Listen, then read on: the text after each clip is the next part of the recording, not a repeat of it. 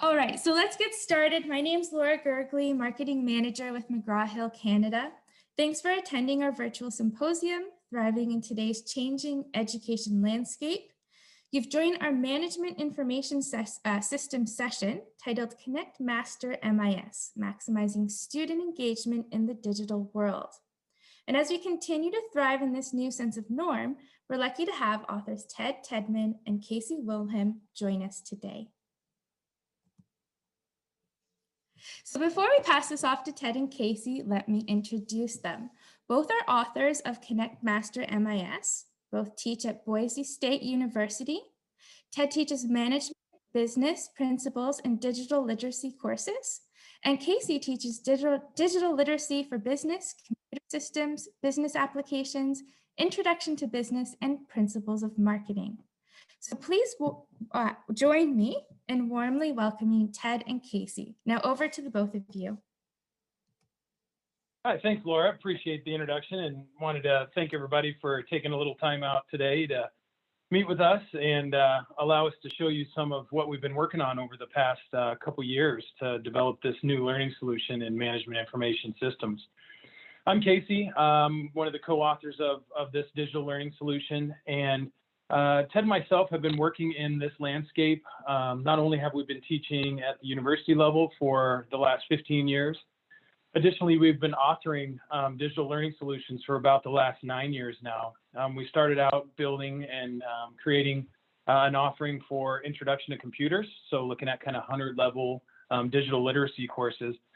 We really learned a lot about how to create digital learning solutions, how to leverage adaptive learning, a lot of best practices, met a lot of great people, and really have used the experiences we've had with designing that first product offering into what we're now using to develop Connect Master MIS. My background, as Laura said, teach MIS and also a variety of computer classes. My research focus for at least PhD work really centers on digital instruction, really looking at how best to use digital materials to teach people, essentially looking at specifically the Millennial and Gen Z element of this. So really kind of taking some of that research and background that I have in that to try to leverage that to create something which we hope you'll really like. So allow Ted to introduce himself as well. Thanks, Casey. Yeah, this really sprung from Casey's studying of the way adults learn and how that has shifted from the non-traditional, the way I learned, basically with a textbook. My background's in aviation. I flew for many years in the Navy. And when I joined academia, I found that, they were giving us textbooks to teach technology to students. And this just doesn't work. And I know this, the way you teach a pilot is you put them in a simulator or you put them behind the controls of an aircraft, and you actually get them hands-on experience. And so when we discovered what McGraw-Hill was doing with a company called Area 9 in going into adaptive learning, where we can use technology to teach technology, Casey and I were extremely excited about that. And that's why we got into this project, and I hope you find it interesting too. So we wanted to just kind of discuss some of, why Connect, or what is Connect Master MIS? What did we develop with it? What are some of the major pillars upon which we built it?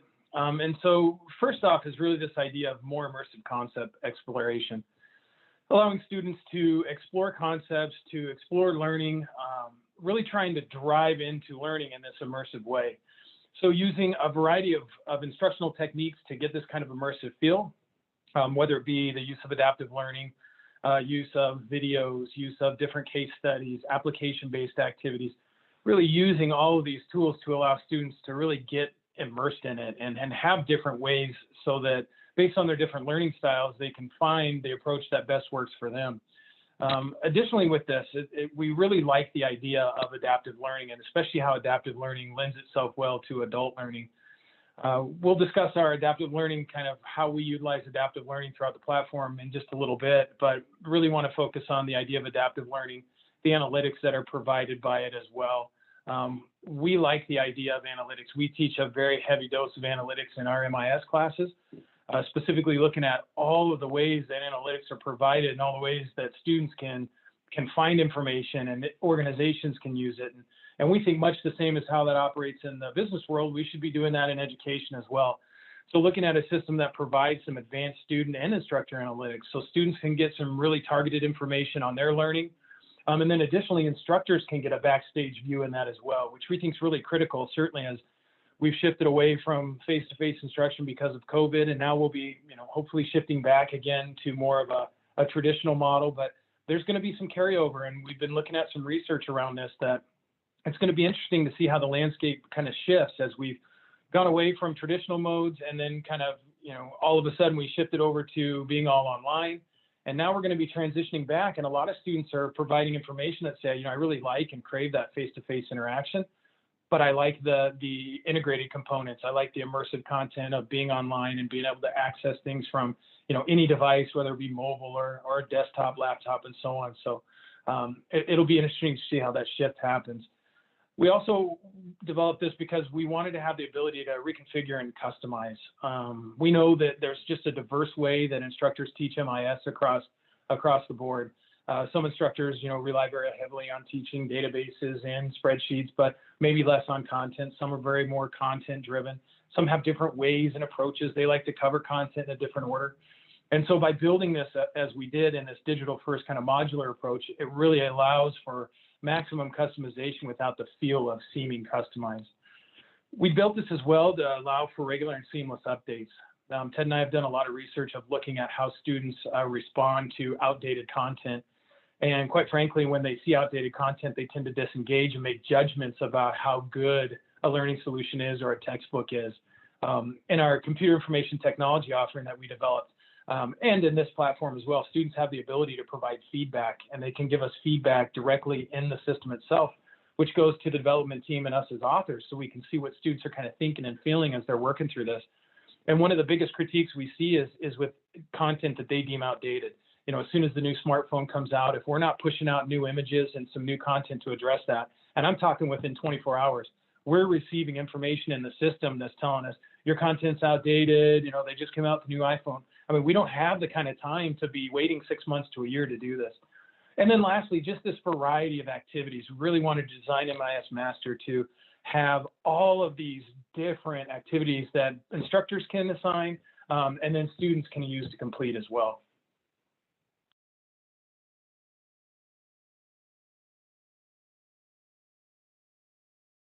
The idea of providing different learning solutions for different students is fundamental, along with keeping updated information. If you think about the publishing cycle for a traditional textbook, by the time an author writes it, composes it, and then it goes through all the permissions, all the publishing cycle, create the textbook, send it out to the instructors. As you know, it's very, very hard to keep that up to date. We're talking at least 24 months from the time the author thinks of it to the time the student might see it. That's at the earliest.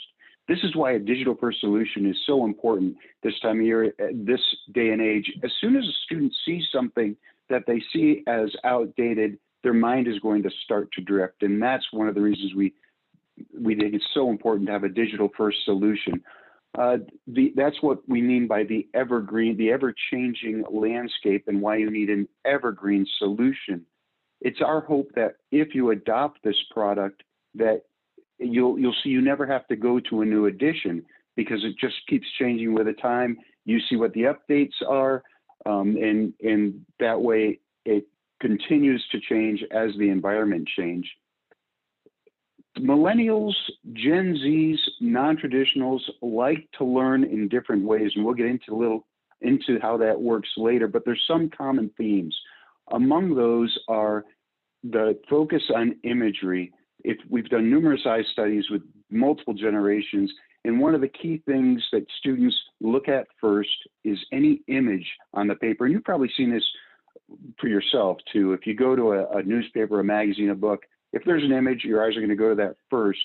That's why we keep a significant number of images in the adaptive product.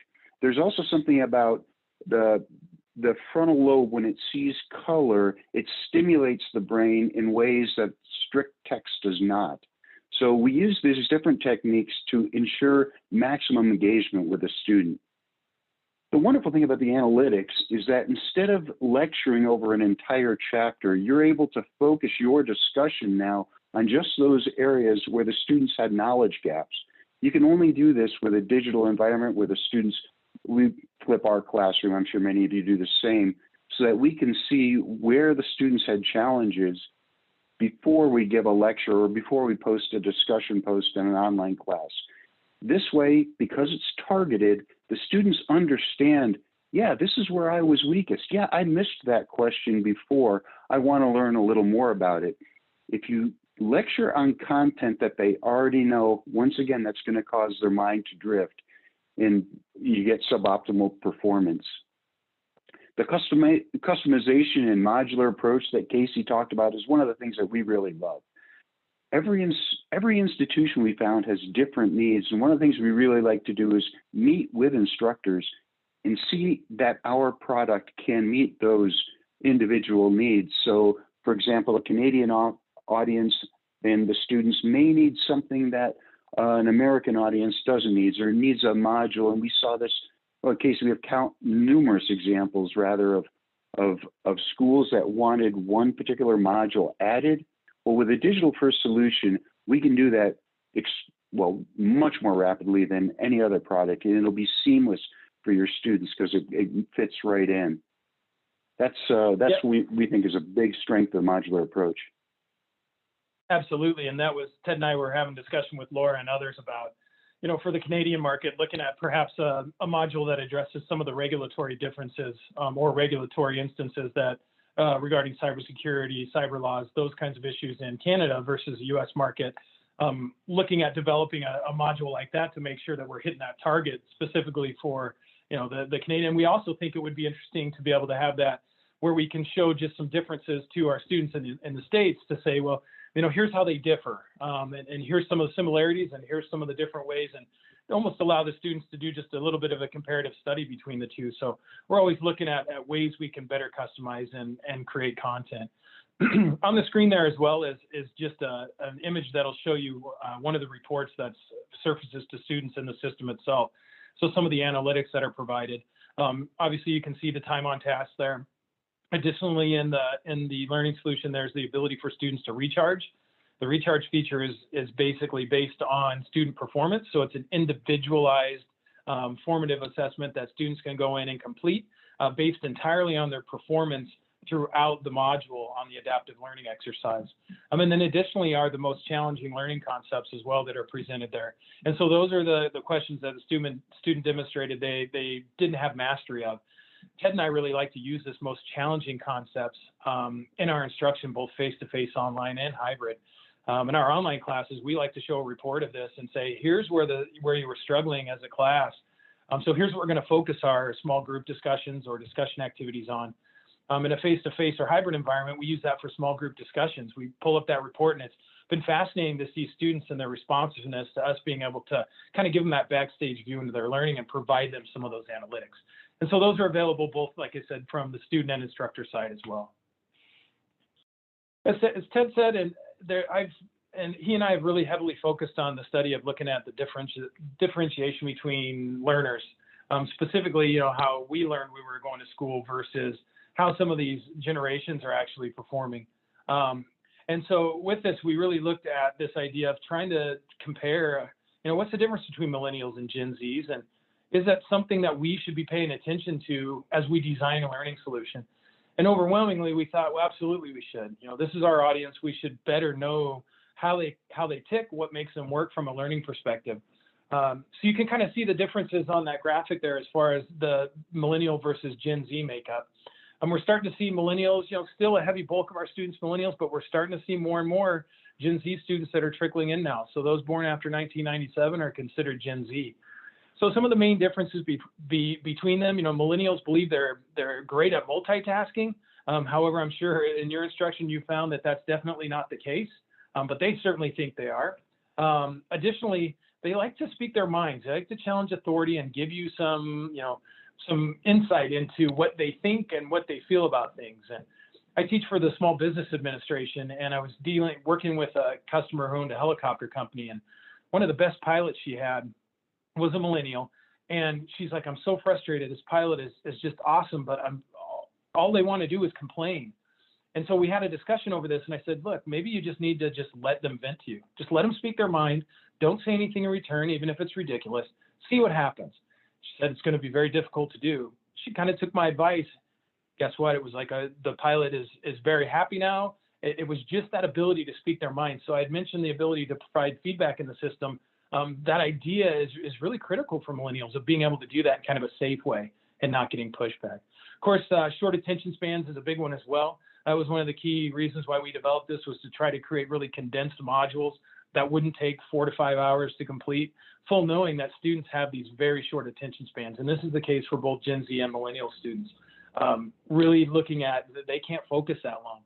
And I understand, I wish they would, and I wish they would read long form narrative and do all the things that we were taught instructionally you should do, but that's just not the case.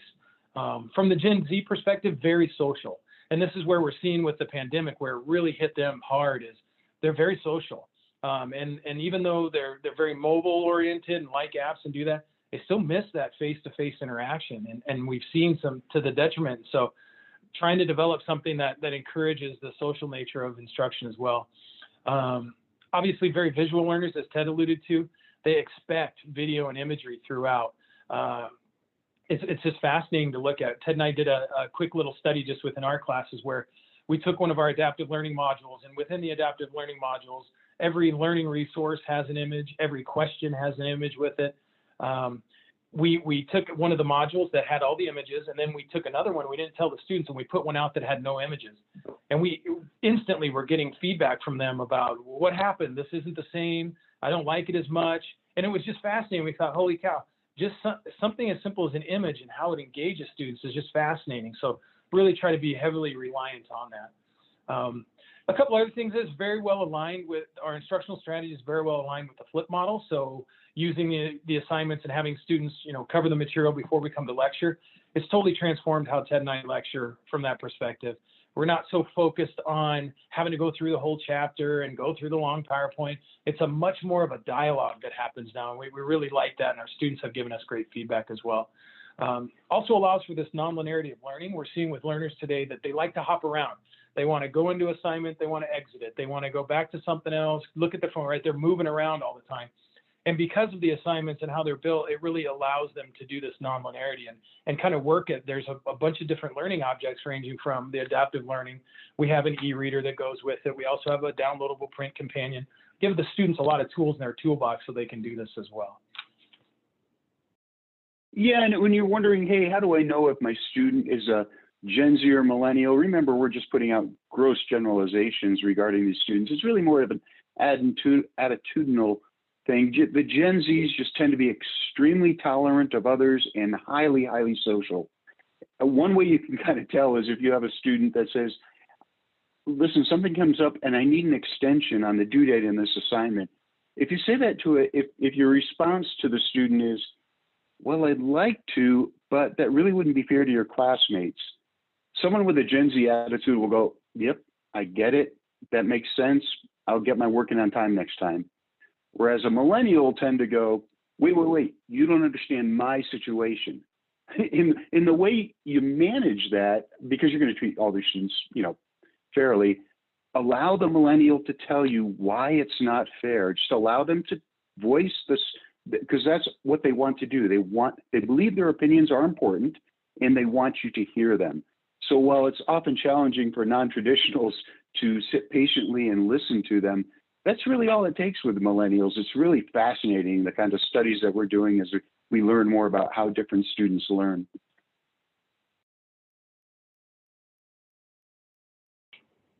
So as you can see by this, the CCCSE study, many of the things that we're trying to address with this are issues that are primarily problems with textbooks.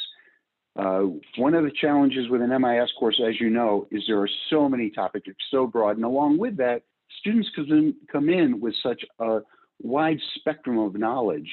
I mean, some could basically write the textbook already. Well, for others, this is the first time they've ever been exposed to this information. So that's the beauty of adaptive learning. By first giving students questions and using that to populate the textbook that they'll actually see or the content they'll actually see.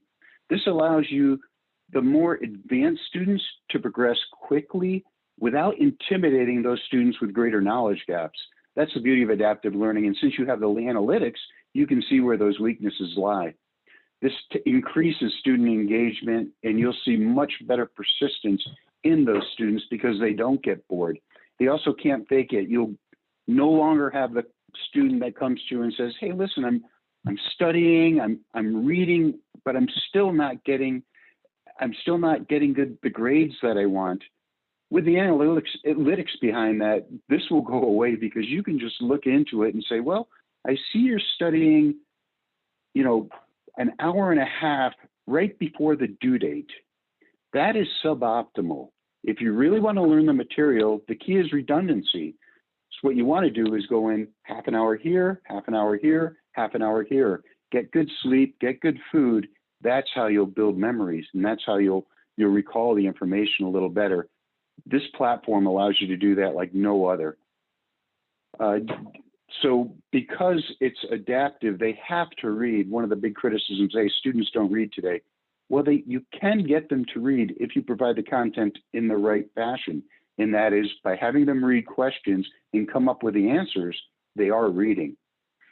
We talked about the customization, and obviously this works extremely well with online courses and with face-to-face courses. And one of the beauties of it is all the assignments can either be self-graded or you can have as much input as an instructor as you want. And the beauty of this is that if you have adjunct faculty, you can set up the course, you can just have the base course, and then they can just plug it and go, and that'll be it for the semester, or they can work with it to the extent that they want to. It's really built it's designed well for any kind of instructional style.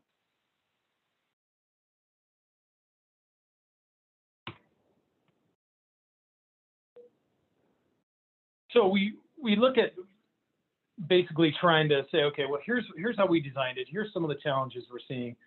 So basically, how does it ConnectMaster MIS?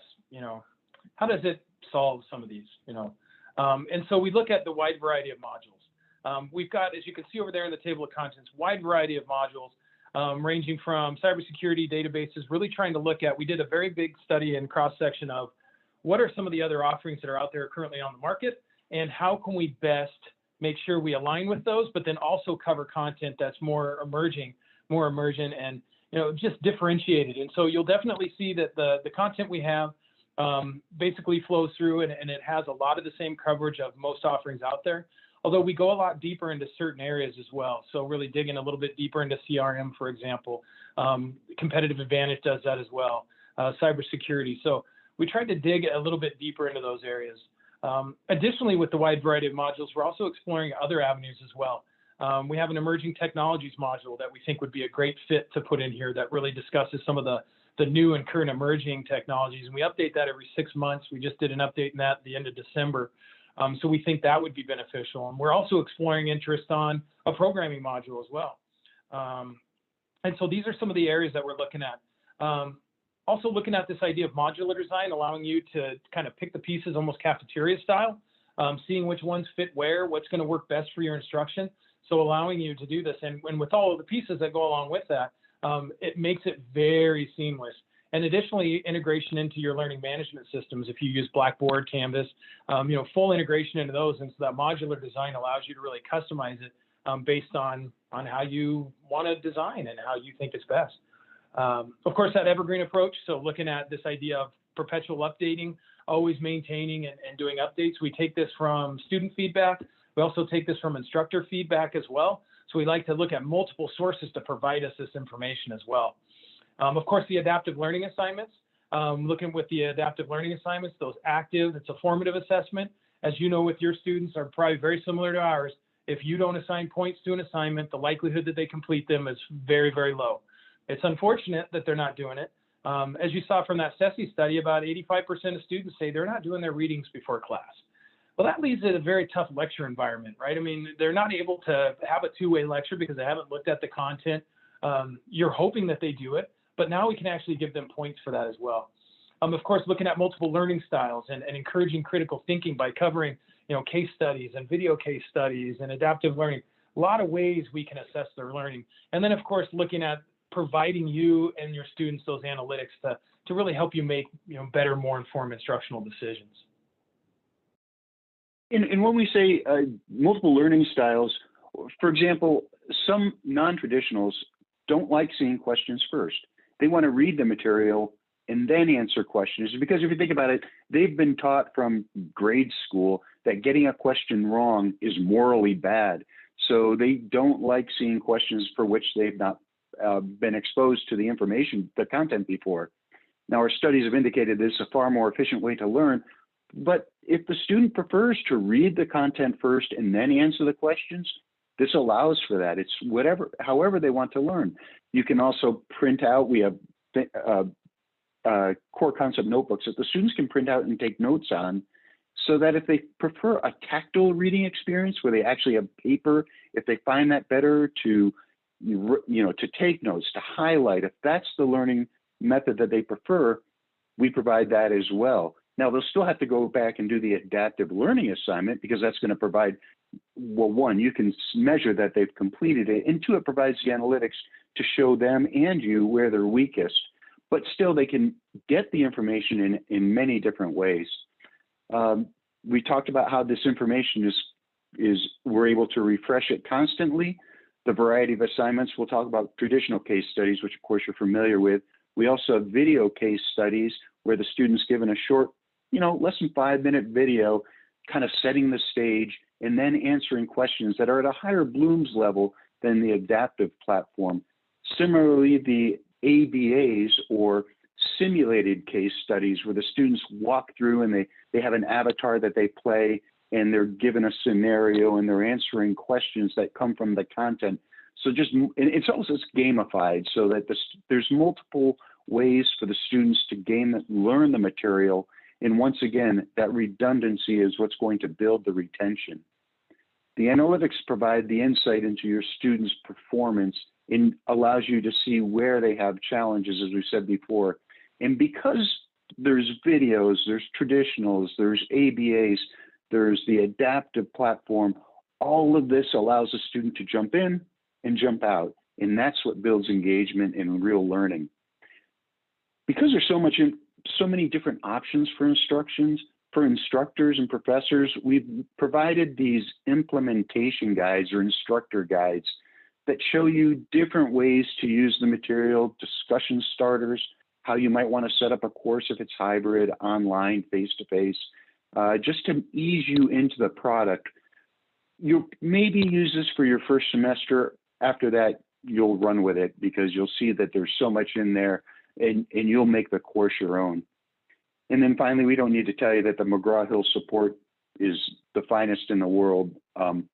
If you've not used a McGraw-Hill product, then probably is just me talking, but we've worked with all the publishers. McGraw-Hill is second to none. Had a question in the chat from Nicola as far as in terms of instructor support, making Connect super easy to set up and having question banks to pull from. Great point. Couldn't agree more. From our standpoint, at least course setup is a very straightforward process. You set up everything through Connect. Once it's built in Connect, we use Canvas and Blackboard. So we teach at a couple different schools, but we use Blackboard at Boise State and Canvas at others. And so with that, once you build the course up, you just in Blackboard import the content directly into the pre-established folders in Blackboard. It creates a one-to-one relationship that automatically draws your grades and content over in. Of course, if there's any open-ended questions, you have to do the grading there, but any of the adaptive learning exercises, the application-based activities, video cases, those for the most part are all auto-graded. And so those grades automatically free flow to the gradebook. From a student perspective, we have everything set up in our different weekly modules. All they do is click the link, direct drives them to the assignment. So there's no getting lost in the flow of the coursework. So we couldn't agree more. It's got to be super easy to set up from both students, from a usability standpoint from the students, but then also for instructors. So we've definitely covered that. Great comment about the test banks as well. So we have test banks ranging from anywhere from about 115 to 150 questions. This is our first edition with this. The platform itself has been tested for a number of years. We've used that in our prior learning solution. We have over 1 million students that have used it. So that platform, from a platform stability thing, very, very solid. Regarding at least for question banks, one of the things, Ted and I gave a presentation titled The Quizlet Effect. And we were looking at the idea of authentic assessments, and with all of the availability of questions being released out there on the internet, how do we create authentic assessments? And we called it the Quizlet Effect because essentially, is an assessment authentic if the questions are out there for students to use? So along those lines, this test bank's brand new, so none of the questions are out there, which is a good thing. But we, in our CIT learning solution and in this, we make regular updates to questions. It could be as simple as changing around a question stem. It could be a brand new question. Maybe we change the distractors around, but we like to do that to try to stay ahead of the students to give you that authentic assessment. And we really don't see anyone else doing that as well in the publishing industry. So really trying to stay ahead with that. Another instructional tool we like to use as well regarding kind of quizzes and exams is Ted and I like to utilize pooled question sets. And he and I have decided that for us, we like to give students unlimited attempts at those quizzes and exams based on pooled question set, and then there's a time limit. So that time limit doesn't allow them to go look up the questions and find them, and they might be able to look up a couple, but certainly they're not going to be able to. And we kind of set ours at a time limit of about, what we do, Ted, about 47 seconds a question or something. We observed this. Yeah, 35 to 40. Yep. Yeah, we observed them in class to see what was the average completion time on these questions. We added about 15% to that. And then we give them unlimited attempts. We don't get any complaints. Well, at first we do, because the students think they're just going to be able to retake the same quiz over again. But after that, we take the test anxiety away, and we figure the more touch points they have at this content to learn it, the higher likelihood they're going to remember this stuff. And it lets students kind of drive their own educational experience. If you're fine with the 70%, you take it one time, you're done. Those students that are really hard charging and got to have the best grade, give them unlimited attempts, they can do it. And so just the kind of an instructional technique that we'd like to utilize as well. There was a comment about extra cost for the students. So there is, what you get with ConnectMaster MIS is all inclusive. So all of the items we'll show you here in just a minute are all included with that. I will say this digital first approach, Ted and I and McGraw-Hill have purposely and intentionally designed it, paying attention to cost to student, understanding that textbooks have gotten very expensive. We want to make sure that we're being mindful of that. And so certainly a discussion to have with the McGraw-Hill team, but from a price perspective, it's very, very fair and designed to be very, very fair as well. So there is a cost to students to use the software, of course, but the good thing is students are actually using the software. And so you often hear the complaint of, well, I buy the textbook, I'm not even using it. Well, we've eliminated that because of how we design this. Does it integrate with D2L? Yeah, one of our largest schools that actually uses ConnectMaster is in Georgia. They have, how many students? It's about 5,000 students a semester, I believe. And they use D2L and fully integrate in with D2L with that. So absolutely, D2L works very well for them, and certainly we could provide some additional information on that too, if need be.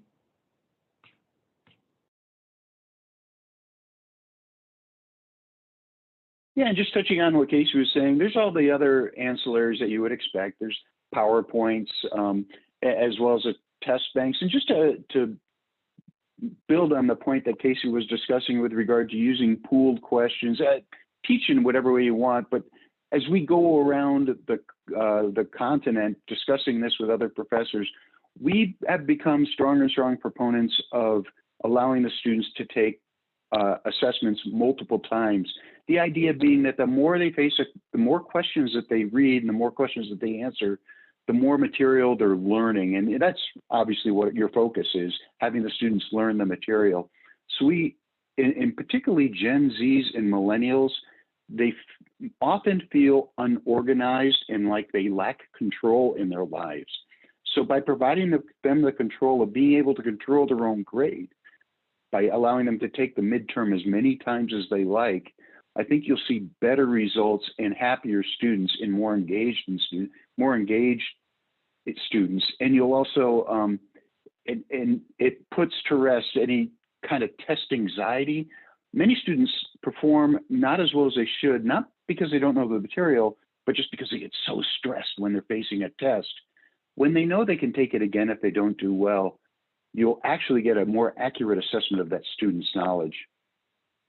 I'm sure you're all in case you're not familiar with adaptive learning, the way it works is that the student has many options when they enter the platform, but the primary option is to answer questions.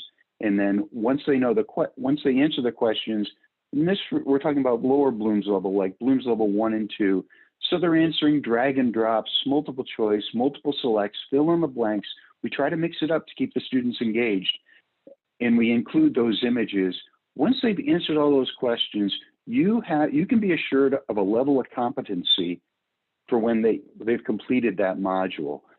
Now you can go ahead and assess their competency with, a quiz or something of that sort, or kind of any way you wish to do so. But because they've gone through the adaptive learning process, they've been exposed to all the material in a way that a textbook can never allow you.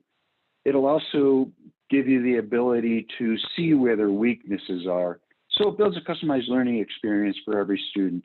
Students will see different questions based on their knowledge. And kind of the fun part of building this is now Casey and I, what we have to do is we'll look at a learning objective and we'll see, okay, now what questions can we ask such that if a student answers this correctly, we can be assured that they understand the concept. We kind of author backwards, if you think about it. We think about the questions first, and then we put the content. It's just a different way of authoring, but I think it addresses student needs. We found it addresses students' needs much, much better. It leads to an extremely engaging learning experience for the students, too. So we also have, in addition to, we really use the adaptive learning exercises, assignments as kind of the formative way of learning, getting that Bloom's level 1 and 2 information to students. And then we like to use these other activities to build on that, to really get them to higher levels of Bloom's, higher levels of critical thinking. So within this, we have ABAs, we call them application-based activities. We build these. So if you were to look at these and you think, hey, we've got some good ideas for building an ABA, the beauty of how Ted and I do this is we have the capability to do and build a lot of this content. So it's much different than others where you hand it off to a vendor and they develop it. And so if you were to review some of the ABAs and you think, hey, there'd be a good kind of use case here, or even one for the Canadian market for that matter, we can design those. And so these use role-playing simulations. So they're simulations. It's a series of reading text, answering questions, looking at some analytics, different charts, different areas that are on the screen. And then students will progress through these. Usually take about 20 minutes or less, fully assignable in Connect, and then direct drive into your learning management system. So whether it be D2L, Canvas, they're self-graded. So what Ted and I like to do is we like to use traditional case studies, the traditional longer form narrative ones. But then we like to use these on other weeks where this is auto-graded, so it gives us time to catch up and spend the time really focusing on how they responded to the case study questions. So we have ABAs for every one of the modules that we have. Some have 2, some have 3. And so there's a variety of these that we've developed. And so just another way to kind of move up that Bloom's level. And the students we found since we've been using these have responded very, very well to these. They like them, and they tend to provide very solid feedback with those. One of the handy things as instructors is I'm sure you're teaching other courses as well. Maybe you're just teaching MIS, I don't know, but Casey and I both teach several other courses. And so if I have a bunch of papers coming in for my management classes, for example, or my business communication classes, I might on those weeks assign ABAs to the students just to manage my time better. And then I'll do a traditional case study on the times when my other courses aren't quite so busy. So I kind of manage all my courses that way. And now you can make everything auto-graded, so it just runs by itself. But I think there's sometimes that you can really only reach that real highest Bloom's level if you're seeing the students actually writing the case studies. I mean, you're professors, you can do it obviously the way you want to, but both Casey and I do like to see the students actually compose some writing and use some higher Bloom's level that you can really only do with a full case study. We like to keep things current and relevant, so you'll see that the case studies involve situations that have popped up in just the last couple of years, usually within just the last 6 months. That way, for the next year and a half or so, it'll remain current. Things like blockchain and how things work. And for example, if something just pops up on Reddit and it causes something strange in the markets, we can discuss how analytically this can occur. So we have a lot of fun writing the content. Keeping it current is kind of one of the things we love to do. The video case studies, as we say, you want to keep them short or students will lose interest and they'll drift off. So with these video case studies, 5 minutes or less, there's both auto-graded questions and then open-ended questions that you can grade by yourself. And you can make them any length you want as far as these open-ended questions. So, based on your schedule, how much time do you want to assign to them?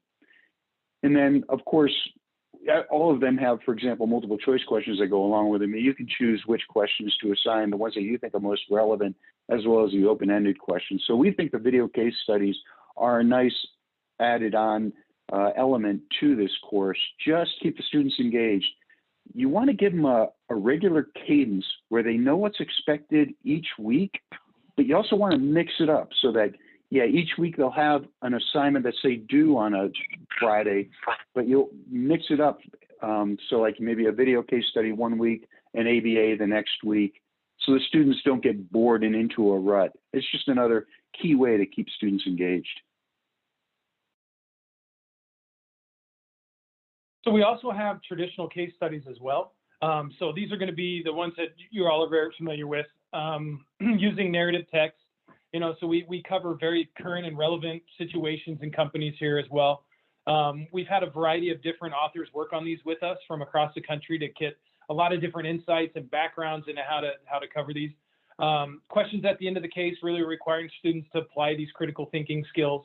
So this is more of a reading-based one. Takes a little bit longer to complete than the video cases, but still it's got that relevance and that updated nature of content as well. And once again, there are auto-graded and manually graded questions in here as well. So you can choose to assign which questions you want, but we have these for every module also.